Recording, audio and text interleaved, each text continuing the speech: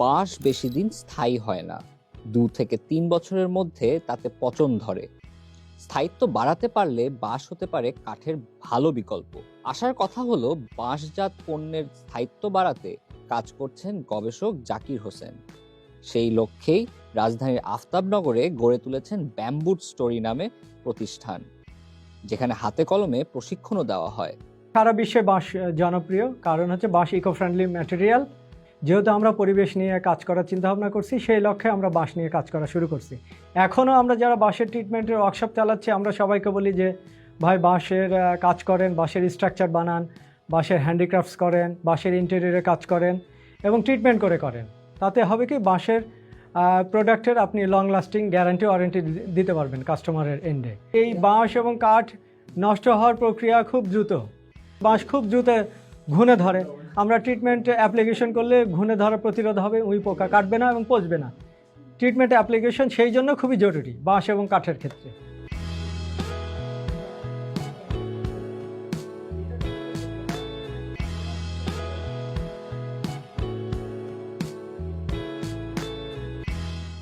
এটার সাস্টেনেবিলিটিটা যদি বৃদ্ধি করা যায়, সেক্ষেত্রে এটা মার্কেটে একটা চাহিদা থাকবে, কারণ এটা ওয়ার্ল্ড ওয়াইড ইউজ হচ্ছে। এখন বাংলাদেশে শুধু বাঁশের কথা না, এখন অনেক পণ্যই দেখা যাচ্ছে যে আমরা ইউজ করতে পারতেছি না।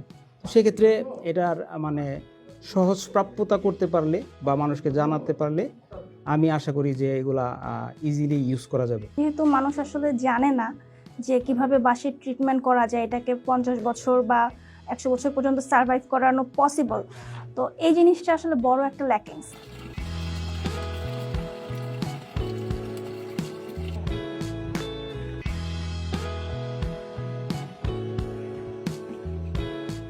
বাঁশটা এটা অনেকেই ভাবি যে অবহেলিত, বাট বাঁশটা ইউজেস আছে, প্রচুর পরিমাণ ইউজেস আছে।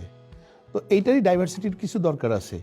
কাঠ কাটায় যতটা ডিরেক্ট পরিবেশের প্রবলেমটা করতেছে, সেই ক্ষেত্রে বাঁশ আমাদের সহজলভ্য হওয়ার কারণে বাঁশটাকে যদি আমি সেই অল্টারনেটিভ হিসেবে ইউজ করতে পারি কেমন হবে।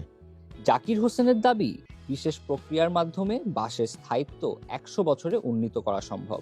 কাঠের তুলনায় বাঁশ সাশ্রয়ী ও পরিবেশ বান্ধব, তাই বাঁশ নিয়ে গবেষণা জরুরি বলে মনে করেন তিনি।